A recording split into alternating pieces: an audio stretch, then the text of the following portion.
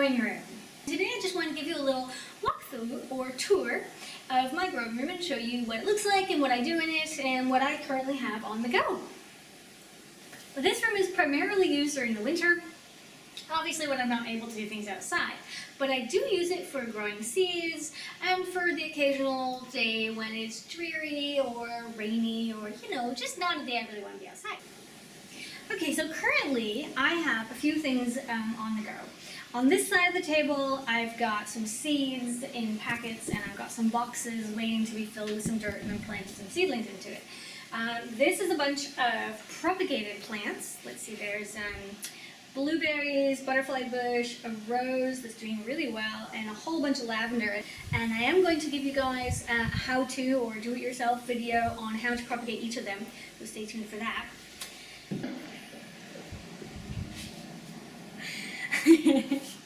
So this is the basil that I took the cutting off. Remember when I was doing that basil, how to propagate basil a few weeks ago? I actually took a few cuttings. This is these cuttings, or this is those cuttings, whatever. The cuttings are in here. Okay, so can you see that? If I go behind, will it focus? Yeah. Kind of. There we go. Look at all the roots, huh? Woo. Okay, it might look better if I do this. Ooh. It really does work. You just cut it off and put it in water. It's impressive. So there's two in here. One died, but there's two in here. Oh, and there's a lavender. Well, I didn't even know you were in there. What are you doing in there? That's how you propagate lavender if you want to do it in water. I'll put an episode on that too. Voila, it's in there. I might have to wait a few days because I will want to have some roots, hopefully, so I can show you what it looks like. But anyway, that's sitting here, just having fun, hanging out, and growing roots. Obviously, it needs to go into a pot soon. Then we have a few lavender plants that are actually in pots. Now, I love lavender. Lavender is beautiful. It's such a gorgeous color. I love the pale green and the bright purple. I love how it smells. I just love it. What I don't like as a gardener is buying more lavender. If you already have one plant, why buy more? So what I do is propagate it. Now this lavender is in this room because it is going to be chopped up sometime soon. Here we have some basil. This basil is also the same thing, only it's doing much better. These have been in here a long time, and you can see that they were taken from a plant that just wasn't, it was on the end of its kind of, going out the door, end of its little basil life. These basils were taken from cuttings that were quite young and fresh and looking beautiful, and now they have lots of roots at the bottom, so that's what's here, and that needs to go out in the garden. That needs to actually, no, let me correct myself. These need to go into these little pots, and then they're going to go in the garden. But not right now.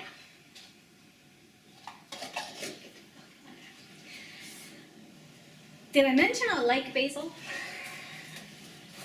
Okay, I say that because I have more basil. Here I have some little basil seedlings that are growing. Now these I've planted 4 new seeds every week so that their life cycles are offset just a little bit, and then obviously they're growing at different rates. And they will also go out into the garden soon. Now the thing about me and basil is that I really like it, and so do the rabbits, and so some of the basil I put into the garden and other basil I put into beds that the rabbits have access to, so I do have to grow a lot of it to make sure that I actually get some. Oh, right, and I should mention, basil is a really great thing to put around your tomatoes. So I plant a lot of basil near and around the tomatoes so that the bugs stay off the tomatoes. And that basil I don't necessarily eat, I just let it go to seed, but it's there. So that's a good tip. If you want to keep the bugs away, use basil. I think outside there's a whole tray of it too. So moving down to the potting table, we've got some dirt. And this container of dirt is ready for propagating, and I'll show you that in the propagating video. It's got 3 different layers inside for best propagation dirt that you can get to put it all into, so I'll show you how to do that. I won't tell you what it is yet. This one is another lavender. It'll also be propagated. And then over here I'm going to grow some broccoli, some dill, and some cauliflower. And already planted up here, I have some kale, always good, and I have, oh, and I see one is coming up, some more kale. have 2 different types again.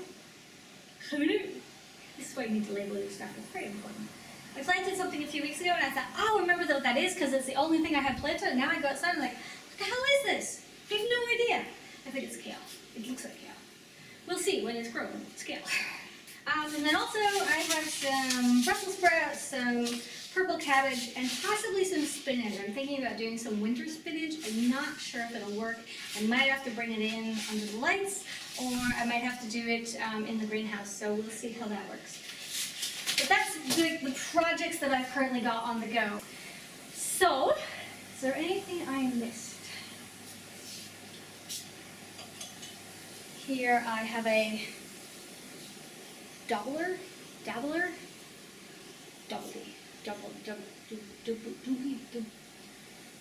Feel free to tell me what this is called. It's a dog whatever. It's a British tool, and it's for making the little holes in the dirt. Like that. Right, anyway. Totally messing up my propagating dirt here. There's a special formula in here, and I can't mess it up. I also have a teeny tiny little fork. Is it a fork? Is it a hoe? It's a rake. A teeny tiny little rake and a teeny tiny little shovel. So this is for doing all my teeny tiny little work when I'm picking up and moving things. Okay, so way up on top here, I've got my newspaper mini pot maker. A few greenhouses and some odd-sized little pots, which I think are just so cute. Isn't that the cutest? I tend to use them for fertilizer when I'm fertilizing a plant. I only need a little bit because they don't have holes in the bottom, so you can't really put plants in them. Let's see, I've got a little mister. Mister. This is a stomper for stomping your dirt into place. Okay, this is a really nifty thing. Needless to say, I've got a lot of nifty things. I like to collect weird, nifty, non-plasticky gardening tools. Some of which can be really old, some of which are new, some of which are traditional. Lots of them are made of wood. This is terracotta. This one is really awesome. I love this. Here it says WM Pot UK. I have no idea what it's called. So if anybody out there knows what it is, it's got holes on the bottom and holes on the top. Tell me what it's called, because I don't know that. But I do know what you do with it. You plop it into a bucket of water and then put your thumb on top so that you can carry it around and the water stays inside. And then once you're on top of your plants, you release your thumb and it comes out as a nice gentle rain on top of your seedlings. So it's not harsh, it doesn't spray on them or make them fall over. And it's a lovely little addition to, you know, any gardening collector's collection. That goes there. I have a beautiful watering pot. This little watering pot has a story. I saw this and thought, oh, that's adorable, I have to have it. I brought it home, tried to use it, and it leaked all over the floor. Yeah, so now it's just sitting there. It's got a hole in the back. Maybe I could fix it. If any of you guys know how to fix a hole in tin, feel free to tell me. I have soldering, I have stained glass tools and all that good stuff, so I have solder and I can absolutely go get more. And yeah, if you know how to do that, I'd love to know. Just put a comment below or give me a direction to a video that might tell you how to fix tin, because it's such a cute, you know, it's perfect and I can't use it. I'm Scarlett, thanks for watching. This was a quick little tour on my growing room. I hope you enjoyed and you stick around to watch the next episode. I'll see you later. Toodaloo. Don't forget to subscribe, eh? We've got a new episode every morning, bright and early. They're on gardening, they're on health, and they're on cooking what you have in your garden. Especially now that everything is coming in from outside and we've got lots more awesome things to cook because we're obviously, you know, things are being harvested. So it's a good time to start cooking what you're growing. Yep, that's what I got today. See you tomorrow.